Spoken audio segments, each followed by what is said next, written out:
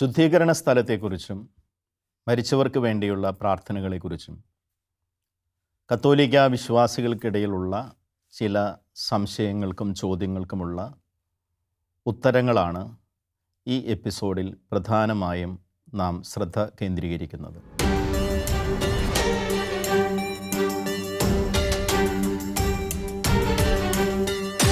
പല വിശ്വാസികളും ശുദ്ധീകരണ സ്ഥലത്തെക്കുറിച്ച് ചോദിക്കുന്ന ഒരു ചോദ്യം ഇതാണ്: ശുദ്ധീകരണ സ്ഥലത്തിൽ തീ ഉണ്ടോ, അഗ്നിയുണ്ടോ?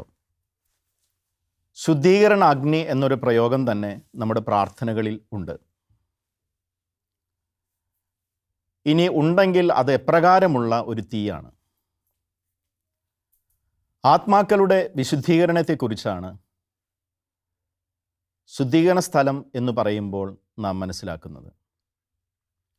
ആത്മാവ് എന്നത് ഒരു ശാരീരികമായ ഒരു യാഥാർത്ഥ്യമല്ല. അതുകൊണ്ട് തന്നെ നമ്മൾ ഈ ഭൂമിയിൽ കാണുന്ന ഒരു തീ ആയി ഇതിനെ മനസ്സിലാക്കുന്നത് ശരിയുമല്ല.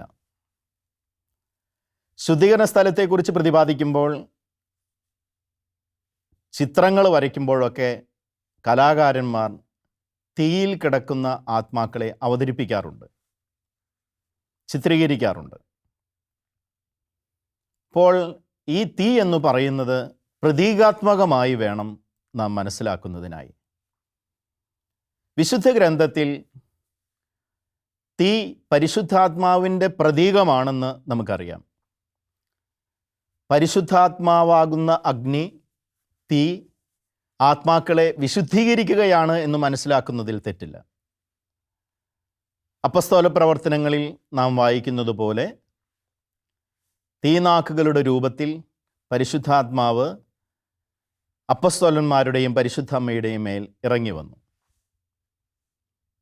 ഇങ്ങനെ ചിന്തിക്കുമ്പോൾ ശുദ്ധീകരണ സ്ഥലത്തിൽ പ്രതിപാദിക്കുന്ന തീ അത് ഈ ഭൂമിയിലൊരു തീ ആയി ചിന്തിക്കേണ്ട, മറിച്ച് അത് പരിശുദ്ധാത്മാവാകുന്ന തീ, അഗ്നി വിശുദ്ധീകരിക്കുകയാണെന്ന് മനസ്സിലാക്കാം.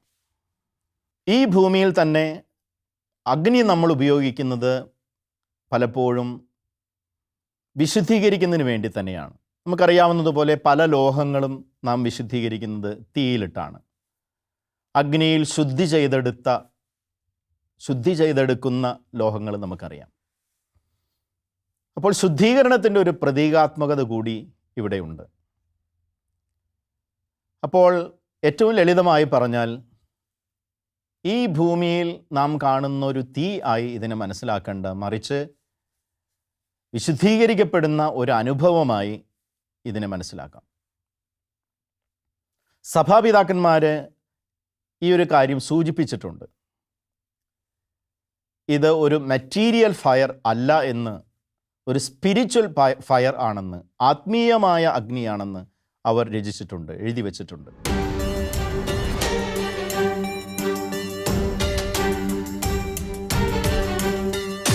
ശുദ്ധീകരണ സ്ഥലത്തെക്കുറിച്ചുള്ള രണ്ടാമത്തെ ചോദ്യം സാധാരണ വിശ്വാസികൾ ചോദിക്കുന്നത്, എത്ര കാലം ശുദ്ധീകരണാത്മാക്കൾക്ക് വേണ്ടി നാം പ്രാർത്ഥിക്കണം എന്നതാണ്. സഭയുടെ ഒരു പ്രബോധനങ്ങളിലും ഇത്ര കാലത്തേക്ക് പ്രാർത്ഥിച്ചാൽ മതി എന്ന ഒരു പ്രത്യേക നിർദ്ദേശമൊന്നും നാം കാണുന്നില്ല. കാരണം ഒരു ആത്മാവിൻ്റെ വിശുദ്ധീകരണം എപ്പോഴാണ് സംഭവിക്കുന്നത് എന്ന് നമുക്ക് ആർക്കും പൂർണ്ണമായും അറിഞ്ഞുകൂടാ. കാരണം ദൈവമാണ് വിശുദ്ധീകരിക്കുന്നത്. ഒരാത്മാവിൻ്റെ അവസ്ഥ എന്തുമാത്രം ഉണ്ടെന്ന് നമുക്ക് ആർക്കും അറിഞ്ഞുകൂടാ. അത് ദൈവത്തിന് മാത്രം അറിയുന്ന കാര്യമാണ്. അങ്ങനെയെങ്കിൽ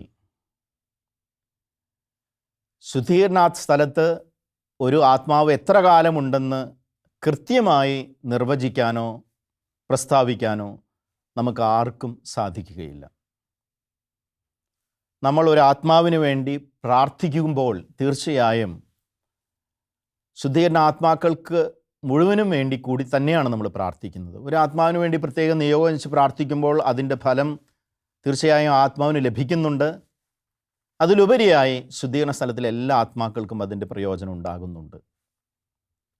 അപ്പം അതുകൊണ്ട് മടുപ്പ് കൂടാതെ ശുദ്ധീകരണ സ്ഥലത്തിൽ ആത്മാക്കൾക്ക് വേണ്ടി നമുക്ക് പ്രാർത്ഥിക്കാം.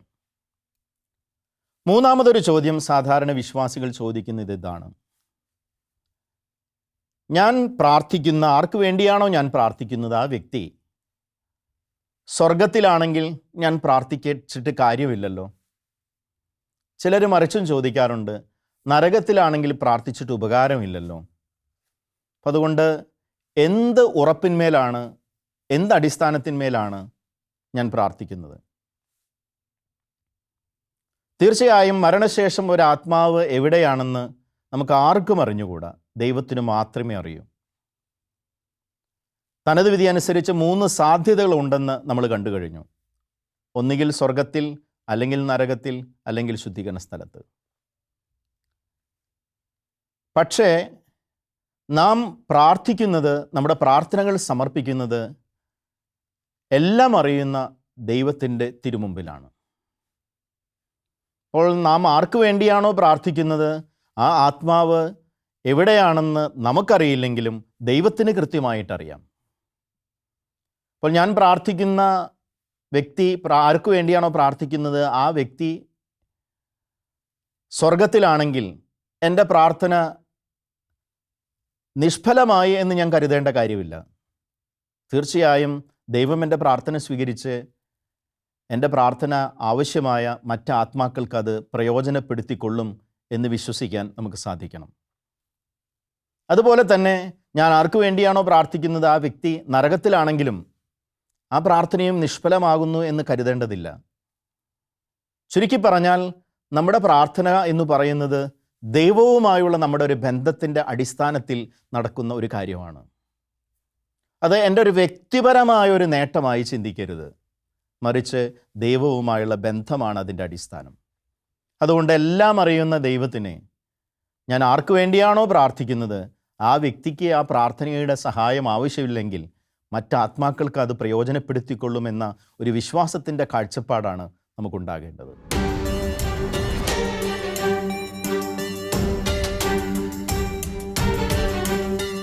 ശുദ്ധീകരണ സ്ഥലത്തെക്കുറിച്ച് വിശ്വാസികൾ ചോദിക്കുന്ന മറ്റൊരു ചോദ്യം: എങ്ങനെയാണ് ഞാൻ ഈ ഭൂമിയിലിരുന്ന് പ്രാർത്ഥിക്കുന്നത് അങ്ങ് അകലെയുള്ള ശുദ്ധീകരണ സ്ഥലത്തിലെ ആത്മാക്കൾക്ക് ലഭിക്കുന്നത്, അതിൻ്റെ പ്രയോജനം, അതിൻ്റെ ഫലം? ഇങ്ങനെ ചോദിക്കുന്ന മനുഷ്യരുണ്ട്. പ്രാർത്ഥന എന്താണെന്ന് മനസ്സിലാക്കുന്ന ഒരു വ്യക്തിക്ക് ഈ ചോദ്യത്തിന് ഉത്തരം പറയുക എളുപ്പമാണ്. പ്രാർത്ഥന അടിസ്ഥാനപരമായി ദൈവവുമായുള്ള നമ്മുടെ ബന്ധമാണ്. ഈ ഭൂമിയിലായിരിക്കുമ്പോഴും നാം മറ്റുള്ളവർക്ക് വേണ്ടി പ്രാർത്ഥിക്കുന്നുണ്ട്. നമ്മുടെയൊക്കെ ജീവിതങ്ങളിൽ എത്രയോ വ്യക്തികൾക്ക് വേണ്ടി നമ്മൾ പ്രാർത്ഥിക്കുന്നുണ്ട്.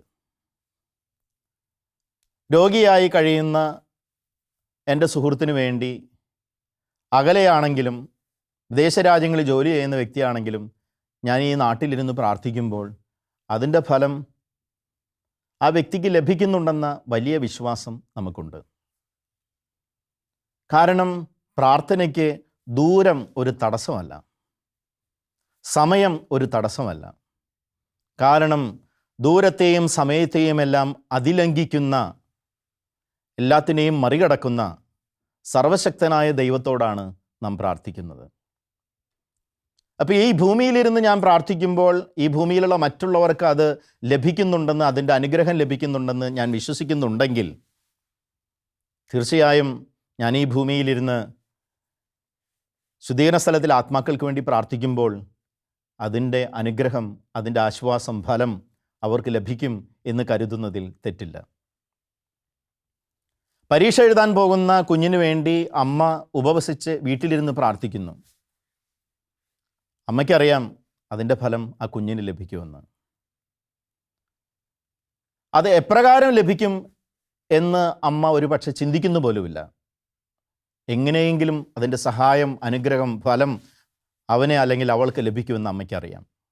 ഒരുപക്ഷെ പഠിച്ച കാര്യങ്ങളൊക്കെ കൃത്യമായി ഓർക്കുന്നതിനായിരിക്കാം, ശാന്തമായിരുന്നു പരീക്ഷ എഴുതുന്നതിനായിരിക്കാം, സമചിത്തതയോടുകൂടെ എല്ലാം എഴുതാനുള്ള ശക്തിയായിരിക്കാം. ഏതെങ്കിലും രീതിയിൽ ഇത് അനുഗ്രഹമായി തീരും എന്ന ഉറച്ച ബോധ്യം ആ അമ്മയ്ക്കുണ്ട്.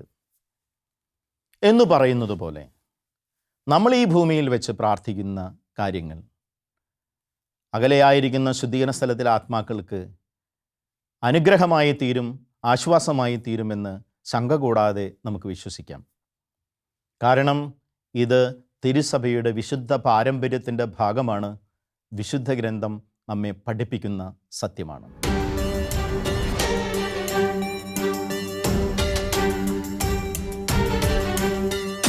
ശുദ്ധീകരണ സ്ഥലത്തിലെ ആത്മാക്കളെ ഏതെല്ലാം രീതിയിൽ നമുക്ക് സഹായിക്കാൻ സാധിക്കും? നമ്മുടെ എല്ലാ പ്രാർത്ഥനകളും, എല്ലാ നന്മ പ്രവൃത്തികളും ശുദ്ധീകരണ ആത്മാക്കൾക്ക് വേണ്ടി കാഴ്ചവെക്കുന്നത് ഫലപ്രദമാണ്. എന്നാൽ എല്ലാറ്റിലുമുപരിയായി ഏറ്റവും ഫലപ്രദമായ കാര്യം പരിശുദ്ധ കുർബാനയാണെന്ന് നമുക്കറിയാം. നമ്മുടെ സകല ഭക്തകൃത്യങ്ങളും ഒന്നിച്ചെടുത്താലും ഒരു പരിശുദ്ധ കുർബാനയുടെ അത്ര ഫലം ഉണ്ടാവുകയില്ല എന്ന സത്യം നമുക്കെല്ലാം അറിയാവുന്നതാണ്. അപ്പോൾ നമ്മുടെ എല്ലാ പ്രാർത്ഥനകളും എന്ന് പറയുമ്പോൾ നമ്മൾ സാധാരണ ചെയ്യുന്ന എല്ലാ പ്രാർത്ഥനകളും, എല്ലാ സൽകൃത്യങ്ങളും, ദാനധർമ്മമാണെങ്കിലും മറ്റെന്ത് സൽകൃത്യങ്ങളും ഈ ഒരു നിയോഗത്തോടു കൂടെ സമർപ്പിക്കുമ്പോൾ അതെല്ലാം തീർച്ചയായും ഫലപ്രദമായി തീരും. മറ്റൊരു കാര്യം കൂടെ ഇവിടെ പ്രസ്താവിക്കേണ്ടതായിട്ടുണ്ട്. സഹനം രക്ഷാകരമാണ് എന്ന് നമുക്കറിയാം. നമ്മുടെ ജീവിതത്തിലുണ്ടാകുന്ന സഹനങ്ങൾ നല്ല മനസ്സോടെ ദൈവതൃക്കരങ്ങളിൽ നിന്ന് സ്വീകരിച്ച് നാം അത് മറ്റുള്ളവരുടെ വിശുദ്ധീകരണത്തിന് വേണ്ടി കാഴ്ചവെക്കുമ്പോൾ അത് ഫലപ്രദമായി തീരുമെന്ന് ഉറച്ച് വിശ്വസിക്കുന്നവരാണ് ഞാനും നിങ്ങളും. അത് ഈ ഭൂമിയിലായിരിക്കുന്ന വ്യക്തികൾക്ക് വേണ്ടി മാത്രമല്ല, ശുദ്ധീകരണ സ്ഥലത്തിലെ ആത്മാക്കൾക്ക് വേണ്ടി കൂടി കാഴ്ചവെക്കാൻ, സമർപ്പിക്കാൻ നമുക്ക് സാധിക്കും. ഇപ്രകാരം പ്രാർത്ഥനകളാലും സൽപ്രവൃത്തികളാലും ശുദ്ധീകരണാത്മാക്കളെ നാം സഹായിക്കുമ്പോൾ അതിൻ്റെ അനുഗ്രഹം നമുക്ക് കൂടെ ലഭിക്കുന്നുണ്ടെന്നുള്ള കാര്യം തിരുസഭ വ്യക്തമായി പഠിപ്പിക്കുന്നുണ്ട്. കത്തോലിക്ക സഭയുടെ മതബോധന ഗ്രന്ഥം 958 ഇപ്രകാരമാണ് പ്രസ്താവിക്കുന്നത്: മരിച്ചവർക്ക് വേണ്ടിയുള്ള നമ്മുടെ പ്രാർത്ഥന അവരെ സഹായിക്കാൻ മാത്രമല്ല, നമുക്ക് വേണ്ടിയുള്ള അവരുടെ മാധ്യസ്ഥ്യം കൂടുതൽ ഫലപ്രദമാക്കാനും ഉപകരിക്കും. ചുരുക്കി പറഞ്ഞാൽ, ശുദ്ധീകരണാവസ്ഥയിലുള്ള ആത്മാക്കൾക്ക് വേണ്ടി നാം പ്രാർത്ഥിക്കുമ്പോൾ അതിൻ്റെ അനുഗ്രഹം, അതിൻ്റെ ആശ്വാസം, ഫലം അവർക്ക് ലഭിക്കുന്നുണ്ടെന്നുള്ളത് മാത്രമല്ല, നമ്മളും അതുവഴിയായി അനുഗ്രഹിക്കപ്പെടുകയാണ്. ഈ ഒരു തിരിച്ചറിവോടുകൂടെ ശുദ്ധീകരണ സ്ഥലത്തിലെ ആത്മാക്കൾക്ക് വേണ്ടി ആത്മാർത്ഥമായി പ്രാർത്ഥിക്കാനും സൽക്കർമ്മങ്ങൾ അനുഷ്ഠിക്കാനും സർവോപരി പരിശുദ്ധ കുർബാനയിൽ വിശ്വാസബോധ്യത്തോടുകൂടെ ഒരുങ്ങി സംബന്ധിക്കുവാനും വിശുദ്ധ കുർബാന യോഗ്യതയോടെ സ്വീകരിക്കുവാനും നമുക്ക് സാധിക്കട്ടെ. ശുദ്ധീകരണ സ്ഥലത്തെ നരകത്തിൻ്റെ ഒരു ചെറു പതിപ്പായി മനസ്സിലാക്കാമോ?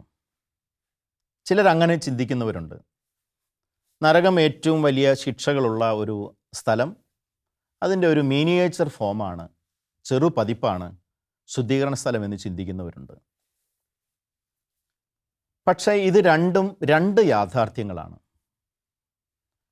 ശുദ്ധീകരണ സ്ഥലം നരകമല്ല, രണ്ടും രണ്ട് കാര്യങ്ങളാണ്. പ്രധാനപ്പെട്ട വ്യത്യാസങ്ങളൊന്ന് ചൂണ്ടിക്കാണിക്കാൻ ആഗ്രഹിക്കുകയാണ്. ശുദ്ധീകരണാവസ്ഥയിലുള്ള ആത്മാക്കൾക്ക് അവരുടെ നിത്യരക്ഷയെക്കുറിച്ച് സുനിശ്ചിതമായ പ്രതീക്ഷയുണ്ട്, പ്രത്യാശയുണ്ട്. അവർ സ്വർഗത്തിൽ പോകും എന്ന കാര്യം ഉറപ്പാണ്. വിശുദ്ധീകരണത്തിന് ശേഷം അവരെല്ലാം സ്വർഗത്തിൽ എത്തിച്ചേരും. എന്നാൽ നരകം എന്നത് നിത്യശിക്ഷയുടെ അവസ്ഥയാണ്. അവിടെ പ്രത്യാശയ്ക്ക് സ്ഥാനമില്ല. നിത്യമായ ശിക്ഷയുടെ അവസ്ഥയാണത്. രണ്ടാമതൊരു പ്രധാനപ്പെട്ട വ്യത്യാസം, ശുദ്ധീകരണാവസ്ഥയിലുള്ള ആത്മാക്കൾക്ക് വേണ്ടി നമുക്ക് മാധ്യസ്ഥ്യം വഹിച്ച് പ്രാർത്ഥിക്കാൻ സാധിക്കും. അത് അവർക്ക് ഫലപ്രദവുമാണ്. എന്നാൽ നമ്മൾ ആരും തന്നെ നരകത്തിലുള്ളവർക്ക് വേണ്ടി പ്രാർത്ഥിക്കുന്നില്ല. നരകത്തിലുള്ളവർക്ക് വേണ്ടിയുള്ള പ്രാർത്ഥന എന്ന് പറഞ്ഞ ഒരു പ്രാർത്ഥന നമ്മൾ തിരുസഭയിൽ കാണുകയുമില്ല. മൂന്നാമത് ഒരു വ്യത്യാസം നമുക്കറിയാം. ശുദ്ധീകരണാവസ്ഥയിലുള്ളവർ ദൈവവുമായുള്ള ബന്ധത്തിൽ ആയിരിക്കുന്നവരാണ്. അവർക്ക് ദൈവത്തോടുള്ള സ്നേഹവും നന്ദിയും ഉള്ളവരാണ്. സ്നേഹം തന്നെയായ ദൈവത്തെ ഞങ്ങൾ ദ്രോഹിച്ചല്ലോ, വേദനിപ്പിച്ചല്ലോ എന്ന വേദനയുള്ളവരാണ്. നരകത്തിലുള്ളവർക്ക് അങ്ങനെ ഒരു കാര്യം ഉദിക്കുന്നില്ല. അപ്പം അതുകൊണ്ട് ശുദ്ധീകരണ സ്ഥലത്തെ ഒരിക്കലും ഒരു താൽക്കാലിക നരകമായി മനസ്സിലാക്കുന്നത് ശരിയല്ല.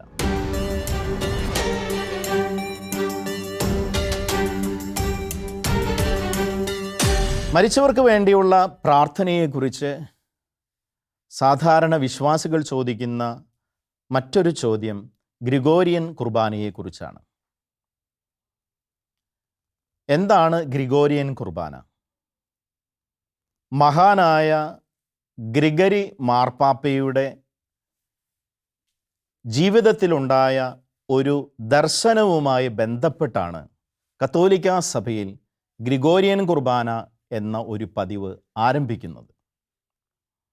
മഹാനായ ഗ്രിഗറി പാപ്പ തൻ്റെ പരിചാരകനായ ഒരു വ്യക്തി മരിച്ചപ്പോൾ ആ വ്യക്തിക്ക് വേണ്ടി തുടർച്ചയായി 30 ദിവസങ്ങൾ വിശുദ്ധ കുർബാന അർപ്പിച്ച് പ്രാർത്ഥിച്ചു. 30 ദിവസങ്ങൾക്ക് ശേഷം ഈ ആത്മാവ് ഒരു ദർശനത്തിൽ മാർപ്പാപ്പയ്ക്ക് പ്രത്യക്ഷപ്പെട്ടുകൊണ്ട് പറഞ്ഞു, അങ്ങയുടെ വിശുദ്ധ കുർബാന അർപ്പണം എനിക്ക് ഏറെ ഫലപ്രദമായിരുന്നു, എന്നെ ഏറെ സഹായിച്ചു. ഞാൻ ഇന്ന് സ്വർഗപ്രാപ്തനാണ്. ഗ്രിഗറി പാപ്പ തൻ്റെ ഈ അനുഭവം, ഈ ദർശനം പുസ്തക രൂപത്തിൽ ഇത് അവതരിപ്പിച്ചു. ദ ഡയലോഗ്സ് എന്നാണ് ആ പുസ്തകത്തിൻ്റെ പേര്. അതിൻ്റെ 4ാമത്തെ വോള്യത്തിൽ ഈ ഒരു സംഭവം മാർപ്പാപ്പ വിവരിക്കുന്നുണ്ട്. ഇത് വായിച്ച വിശ്വാസികൾക്കിടയിൽ ഒരു ചിന്ത വളർന്നു വന്നു. തുടർച്ചയായ 30 ദിവസം വിശുദ്ധ കുർബാന അർപ്പിച്ചാൽ ഒരു വ്യക്തിയുടെ ആത്മാവ് സ്വർഗത്തിൽ പ്രവേശിക്കുമെന്ന് അവർ വിശ്വസിക്കാൻ തുടങ്ങി.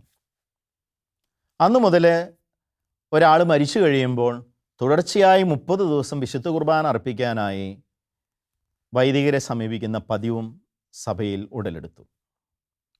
ഇവിടെ നമ്മൾ പ്രത്യേകമായും മനസ്സിലാക്കേണ്ട ഒരു കാര്യം, കത്തോലിക്ക സഭ ഒരിക്കലും തുടർച്ചയായി 30 ദിവസം കുർബാന അർപ്പിച്ചാൽ അതിനാൽ തന്നെ ഒരു വ്യക്തി സ്വർഗത്തിൽ പോകും എന്ന് പഠിപ്പിച്ചിട്ടില്ല. ഇതൊരു ഷോർട്ട് കട്ടായി ആരും അവതരിപ്പിച്ചിട്ടില്ല. തീർച്ചയായും വിശുദ്ധ കുർബാന അർപ്പിക്കുന്നത് ഫലപ്രദമാണ്. ആ കാര്യത്തിൽ നമുക്ക് ആർക്കും സംശയമില്ല. അതിനു പകരം 30 ദിവസം കുർബാന അർപ്പിച്ചാൽ അതിനാൽ തന്നെ സ്വർഗത്തിൽ പോകുമെന്ന് ചിന്തിക്കുന്നത് തിരുസഭയുടെ പ്രബോധനമല്ല. സഭ ഒരു കാലത്തും അങ്ങനെ പഠിപ്പിച്ചിട്ടില്ല. പക്ഷെ തീർച്ചയായും നമുക്കറിയാം, പരിശുദ്ധ കുർബാന അർപ്പിക്കുന്നത് വളരെയേറെ ഫലപ്രദമാണ്. നമ്മളങ്ങനെ ചെയ്യുന്നതിൽ മടി കാണിക്കേണ്ട കാര്യവുമില്ല. ഇത് ഒരു കുറുക്ക് വഴിയായി, എളുപ്പപ്പണിയായി കാണാതിരുന്നാൽ മതി.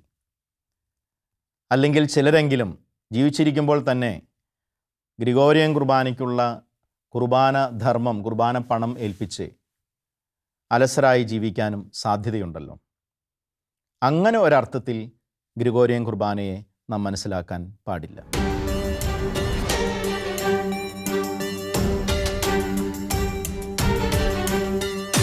മരിച്ചവരുടെ ആത്മാക്കളെക്കുറിച്ച് സാധാരണ വിശ്വാസികൾ ചോദിക്കുന്ന മറ്റൊരു ചോദ്യം പെട്ടെന്നുള്ള മരണങ്ങളെക്കുറിച്ചും അപകട മരണങ്ങളെക്കുറിച്ചും ആത്മഹത്യകളെക്കുറിച്ചുമൊക്കെയാണ്. ചിലർ ചോദിക്കാറുണ്ട്, ആത്മഹത്യ ചെയ്ത മനുഷ്യർ അതിനാൽ തന്നെ നരകത്തിൽ പോകില്ലേ? ഇവിടെ ഒരു കാര്യം വ്യക്തമായി നമ്മൾ മനസ്സിലാക്കാനുണ്ട്. ആത്മഹത്യ എപ്പോഴും തെറ്റ് തന്നെയാണ്, പാപമാണ്. അക്കാര്യത്തിൽ നമുക്ക് ആർക്കും സംശയമില്ല. പക്ഷേ ഒരു വ്യക്തി എന്തുകൊണ്ട് ആത്മഹത്യ ചെയ്യുന്നു എന്നത് നാം വിശകലനം ചെയ്യേണ്ട കാര്യമാണ്. കാരണം മനഃശാസ്ത്രം ഇന്ന് ഏറെ വളർന്നതുകൊണ്ട് ആത്മഹത്യയെക്കുറിച്ചുള്ള കാഴ്ചപ്പാടിൽ തന്നെ വ്യത്യാസം വന്നിട്ടുണ്ട്. ആത്മഹത്യ ചെയ്യാനുള്ള പ്രവണത രോഗാവസ്ഥയായി ഉള്ള വ്യക്തികളുണ്ട്. അവർ തുടർച്ചയായി ആത്മഹത്യ ചെയ്യാനായിട്ട് ശ്രമിച്ചുകൊണ്ടിരിക്കും. അതുപോലെ മാനസിക കാരണങ്ങൾ കൊണ്ട് ഡിപ്രഷൻ തുടങ്ങിയ രോഗാവസ്ഥയിലുള്ള ചില വ്യക്തികൾ അവർ രോഗികളാണ്, അവർ ആത്മഹത്യ ചെയ്യാൻ ശ്രമിച്ചുകൊണ്ടിരിക്കും. അപ്പം അതുകൊണ്ട് ഒരു വ്യക്തിയുടെ ആത്മഹത്യയെ നാം വിലയിരുത്തുമ്പോൾ ഏറെ ശ്രദ്ധിക്കാനായിട്ടുണ്ട്. ഈ ഒരു തിരിച്ചറിവ് സഭയ്ക്കുണ്ടായതുകൊണ്ടാണ് ആത്മഹത്യ ചെയ്തവർക്കുള്ള സഭാപരമായ മൃതസംസ്കാര ശുശ്രൂഷയെക്കുറിച്ചുള്ള സഭയുടെ കാഴ്ചപ്പാടിലും വ്യത്യാസം വന്നത്.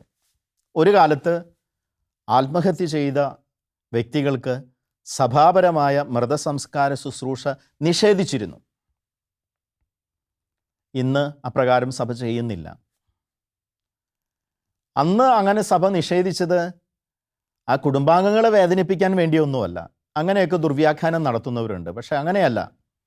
ആത്മഹത്യ വലിയ തെറ്റാണ്, പാപമാണ് എന്ന ഒരു ബോധ്യം വിശ്വാസി സമൂഹത്തിൽ ഉറപ്പിക്കുന്നതിന് വേണ്ടിയാണ് അങ്ങനെ ഒരു നിലപാട് സഭ സ്വീകരിച്ചത്.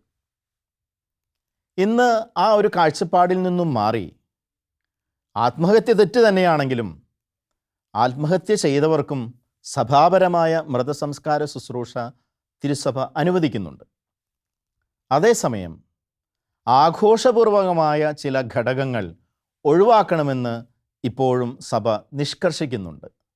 കാരണം ഞാൻ നേരത്തെ സൂചിപ്പിച്ചതുപോലെ ആത്മഹത്യ ചെയ്യരുത് എന്ന ബോധ്യം, ആത്മഹത്യ വലിയ തെറ്റാണെന്ന ബോധ്യം വിശ്വാസ സമൂഹത്തിൽ ഉണ്ടാകാൻ അത് സഹായിക്കുമെന്ന് കരുതിയാണ്. മറ്റൊരു കാര്യം പെട്ടെന്നുള്ള മരണത്തെക്കുറിച്ചാണ്. ചില അപകട മരണങ്ങൾ, സാധാരണ മനുഷ്യർ ചിലപ്പോൾ അതിനെയൊക്കെ ദുർമരണങ്ങൾ എന്ന് പറയും. അല്ലെങ്കിൽ ചെറുപ്പത്തിൽ മരിക്കുന്നവർ, യുവാക്കളായിരിക്കുമ്പോൾ മരിക്കുന്നവർ. കത്തോലിക്ക വിശ്വാസം അനുസരിച്ച്, ക്രിസ്തീയ വിശ്വാസം അനുസരിച്ച് നമ്മൾ ഇതിനെയൊന്നും ദുർമരണങ്ങൾ എന്ന് നമുക്ക് വിശേഷിപ്പിക്കാൻ സാധിക്കില്ല. കാരണം നമ്മുടെ ജീവിതത്തിൽ സംഭവിക്കുന്ന എല്ലാ കാര്യങ്ങളും ദൈവം അറിഞ്ഞുകൊണ്ട് തന്നെ സംഭവിക്കുന്നതാണ്. പക്ഷേ നമുക്ക് ഇങ്ങനെ പറയാം, യഥാർത്ഥമായ നല്ല ഒരുക്കമില്ലാതെ ചിലർക്ക് പെട്ടെന്നുള്ള മരണമുണ്ടായെന്ന് പറയാം. ഒരു പക്ഷേ പ്രായാധിക്യം മൂലം മരിക്കുന്ന ചില വ്യക്തികൾ കൂടുതൽ ഒരുങ്ങിയേക്കാം. അതും ഒരു സാധ്യത മാത്രമാണ്, നിർബന്ധമൊന്നുമില്ല. അപ്പോൾ ഒരിക്കലും ദുർമരണങ്ങൾ എന്ന് നമുക്ക് വിശേഷിപ്പിക്കേണ്ട, മറിച്ച് കൂടുതൽ ഒരുങ്ങാൻ ഒരു സാധ്യത കിട്ടിയില്ല എന്ന അർത്ഥത്തിൽ മനസ്സിലാക്കാം. ഇനി ഈ ഒരുക്കം എന്ന് പറയുന്നതും ഏതെങ്കിലും ചില പ്രത്യേക സമയത്ത് മാത്രം നടക്കേണ്ട കാര്യമല്ലല്ലോ. മരണത്തിനുള്ള ഒരുക്കം ജീവിതകാലം മുഴുവനും ഉണ്ടാകേണ്ട ഒരു ഒരുക്കമാണ്. ഓരോ ദിവസവും ഓരോ നിമിഷവും ഞാൻ നടത്തേണ്ട ഒരുക്കമാണ്. അങ്ങനെ ജീവിക്കുന്ന വ്യക്തികൾക്ക്, അങ്ങനെ ഒരുങ്ങിയവർക്ക് ഏത് സമയവും ഉള്ള മരണത്തിന് അവർ തയ്യാറായിരിക്കും. ഏത് രീതിയിൽ മരിച്ച വ്യക്തിയാണെങ്കിലും സകലരെയും ദൈവകരുണയ്ക്ക് സമർപ്പിച്ച് പ്രാർത്ഥിക്കുകയാണ് നമ്മൾ ചെയ്യുന്നത്. എത്ര വിശുദ്ധനെന്ന് നമ്മൾ കരുതുന്ന വ്യക്തി മരിച്ചാലും ആ വ്യക്തിക്ക് വേണ്ടിയും നാം വിശുദ്ധ കുർബാന അർപ്പിക്കുകയും പ്രാർത്ഥിക്കുകയും ചെയ്യും. വലിയ പാപിയാണ് എന്ന് നമ്മൾ കരുതുന്ന വ്യക്തിക്ക് വേണ്ടി പോലും നാം വിശുദ്ധ കുർബാന അർപ്പിക്കുകയും പ്രാർത്ഥിക്കുകയും ചെയ്യും. കാരണം തിരുസഭ രക്ഷയുടെ കൂദാശയാണ്. ഈശോയുടെ കാരുണ്യത്തിൻ്റെ ശുശ്രൂഷയാണ് സഭ തുടരുന്നത്. സകല മനുഷ്യരും രക്ഷ പ്രാപിക്കണമെന്നാണ് തിരുസഭ ആഗ്രഹിക്കുന്നത്. കൂടാതെ ഒരു വ്യക്തി ഏത് അവസ്ഥയിലാണ് മരിക്കുന്നതെന്ന് പൂർണ്ണമായ ഒരറിവ് മനുഷ്യരായ നമുക്ക് ഇല്ല. അത് ദൈവത്തിന് മാത്രം അറിയുന്ന കാര്യമാണ്. അതുകൊണ്ട് മരിച്ചുപോയ സകല വ്യക്തികൾക്കും വേണ്ടി ആത്മാർത്ഥമായി പ്രാർത്ഥിക്കാനും അവരെ ദൈവകരുണയ്ക്ക് സമർപ്പിക്കാനും നമുക്ക് സാധിക്കട്ടെ. ശുദ്ധീകരണ സ്ഥലത്തെക്കുറിച്ചും മരിച്ചവർക്ക് വേണ്ടിയുള്ള പ്രാർത്ഥനയെക്കുറിച്ചും സാധാരണ വിശ്വാസികൾക്കുണ്ടാകുന്ന സംശയങ്ങളും അവയ്ക്കുള്ള മറുപടികളുമാണ് ഈ എപ്പിസോഡിൽ നാം ചർച്ച ചെയ്തത്. പ്രസക്തമായ ചോദ്യങ്ങളും അവയ്ക്കുള്ള മറുപടികളും വഴി ശുദ്ധീകരണ സ്ഥലത്തെക്കുറിച്ചും മരിച്ചവർക്ക് വേണ്ടിയുള്ള പ്രാർത്ഥനയെക്കുറിച്ചുമുള്ള കത്തോലിക്ക സഭയുടെ വിശ്വാസ പ്രബോധനം വ്യക്തമായി മനസ്സിലാക്കാൻ ഈ എപ്പിസോഡ് നിങ്ങളെ സഹായിച്ചുവെന്ന് ഞാൻ കരുതുന്നു.